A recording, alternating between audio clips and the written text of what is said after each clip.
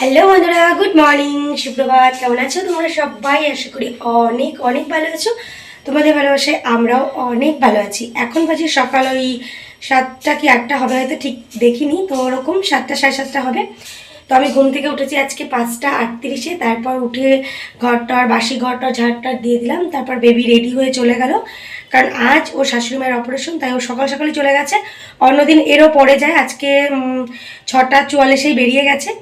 তো তারপর আমি আর কিছুই করিনি। তারপর সেই থেকে মানে ঘুম পাচ্ছে, মাথাটা ঝিমঝিম করে আছে, কারণ অনেক ভোরে উঠেছি, সেই 5টা 38, আর এত ভোরে তো উঠি না। তারপর ওদিকে আর দুটোই গিয়ে ঘুমিয়েছি, তো সেই কারণে মাথাটা ভীষণ ধরে আছে।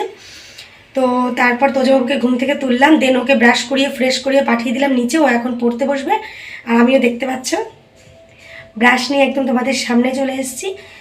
তো সত্যি কথা বলতে আমি এখনও ঘরের সেরকম কোনো কাজকর্মে হাত দিইনি, শুধু বেবি বেরোবে বলেই বাসি ঘরটা ঝাড় দিয়ে একটু দরজায় জল দিয়ে দিয়েছি, ব্যাস অতটুকুই।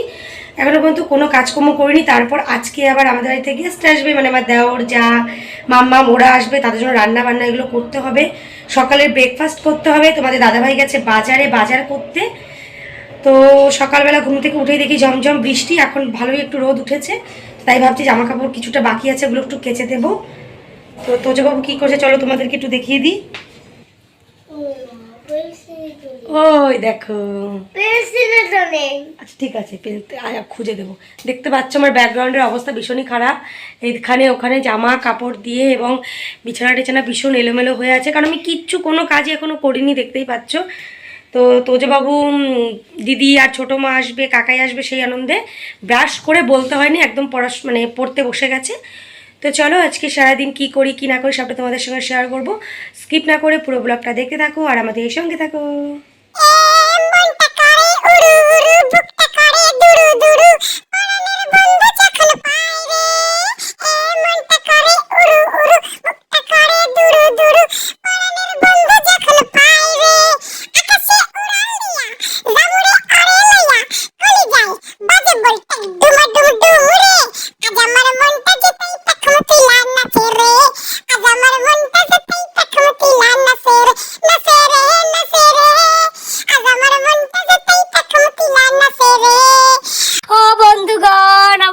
কাজে একদমই মন বসতেছে না, কাজ করতে আমার একদমই ভাল লাগতেছে না। তোমরা ভাবতেছো আজকে আমার কি হয়েছে না? আজকে আমার মনটা সত্যি সত্যি পেখম মেলা উইরা যাইতেছে করতেছে, কারণ আমাকে বাড়ি আজকে অনেক লোক আইবো, আর কালকে আমরা একেবারে ডানা মেল্লা দিয়া উইরা যামু। সেই জন্য একেবারে আমার কি আনন্দ, আমার আর কিছু ভাল লাগতেছে না, কাজে মন বসতেছে না। তবুও কি আর করুম, কাজ তো করণই লাগবো, তাই না? তাই চট করে বিছানাটা গুছায় ফেলাইলাম। ও আজকে আমার মনে ভীষণ খুশি। আশা করতেছি তোমরা সকলেই বুঝা গেছো আমার মনে এত খুশি কি লিগা। তো যারা বোঝো নাই তাগো লিগা আমি কয়া দিই। তো আমাকে টিকিট কাটছিলাম আমরা 1-1.5 মাস আগে, যে আমরা একটু সমুদ্রে যাবো।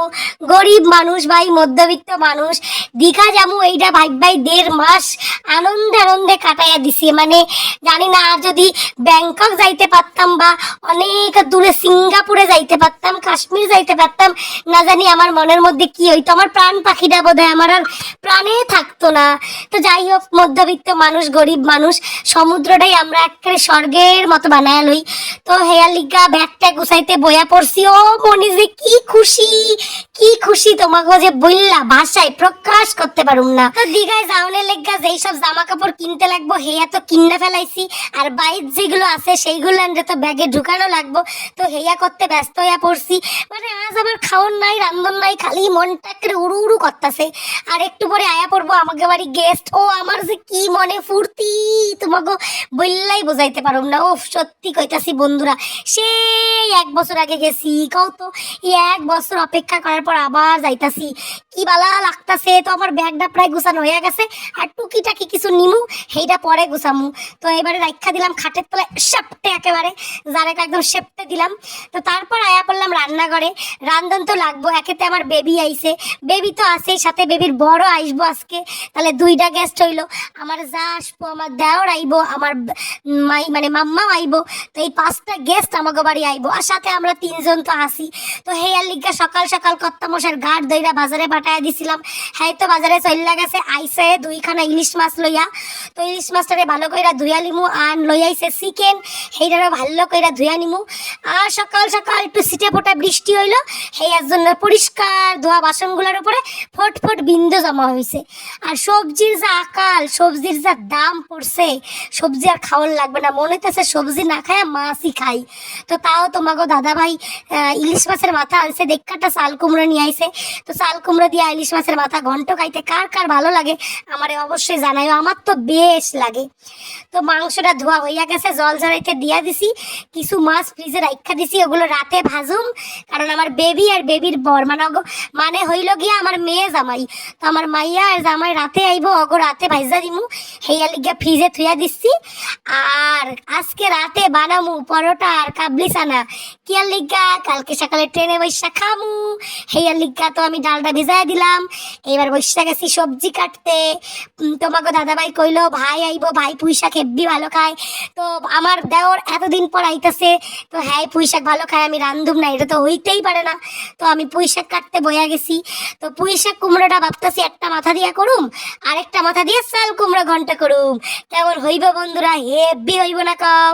ওফ, কুমড়া খানা যা ছিল একেবারে ফাটাফাটি, সেই লেভেলে টকটক করতেছে কালারটা, আর খাইতো বেশ হইছে। সবজি কাটতেছে ঠিকই বন্ধুরা, কিন্তু আমার মনের মধ্যে একেবারে মনটা পেখম মেলা উইড়া যাইতেছে একেবারে। তো হক্কল রান্না তাড়াতাড়ি সাইরা ফেলতে হইব, কারণ কি ওরা দুপুরবেলা আয়া খাইবো।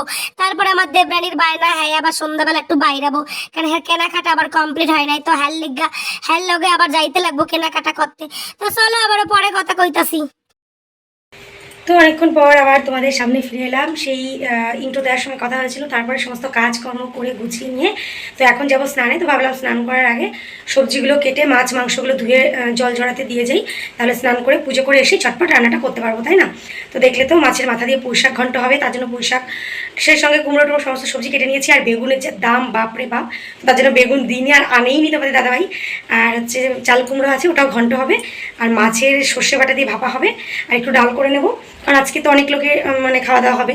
কারণ আমরা তিনজন, আরও তিনজন আসবে, বেবি আসবে, তো ঘরে মানে দুবেলা মোট প্রায় 10 জনের রান্না হবে। হয়ে গেছে, লেখা হয়ে গেছে?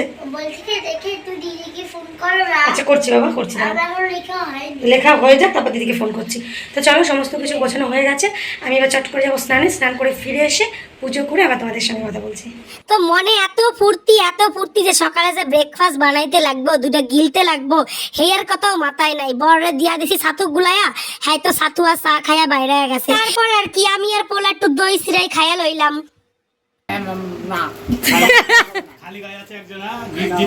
হ্যাঁ একদম, এই চলো বাবা দাঁড়াও, গিফটটা খোলা হবে, অর্ধেক খোলা হয়ে গেছিল।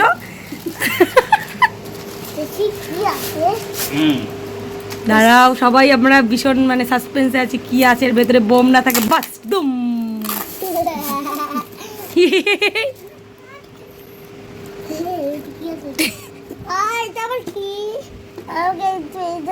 এটা তো মনে হচ্ছে একটা রিমোট গাড়ি,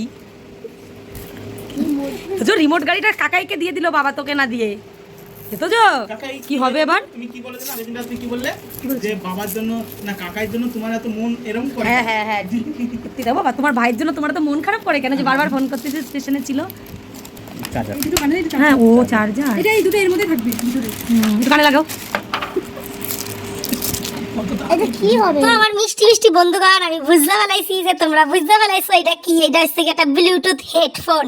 তো আমার কর্তা মশাই তার ভাইয়ের লেগা কিনছিল, মানে আমার দেওরের লেগা কিনছিল। তো হ্যাঁ তো 1.5 বছর পর বাইতে আহে, তো বাইতে আইসে এইবার সেইটা তারে গিফট করছে, বুঝতেই পারতাছো। তো সেইটাই আর কি ওপেনিং হইতাছিল, তো আমরা সকলে সেইটা লইয়া মজা করতেছিলাম।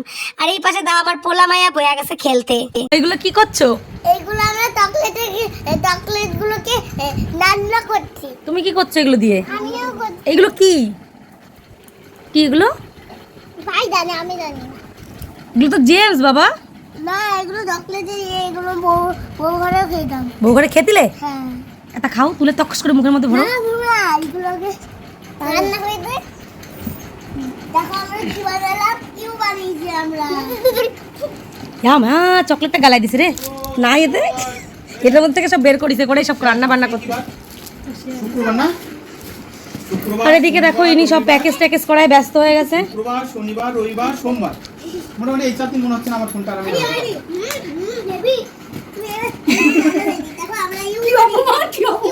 এই যে আমার স্বামী, আমাকে অপমান করেছে, অপমানের আমি কেস করতে চাই।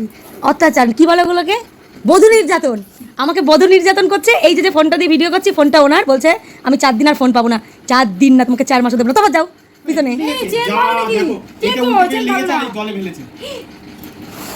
কেন চেন তো একটা চেন ভালো আছে, একটা চেন কাটা, শোনা ঠিক করে দাও, তাড়াতাড়ি আসো, শিগগিরি যাও, কোথা কাজা ঠিক করে দেবে, শুন দিয়ে ঠিক করে দাও।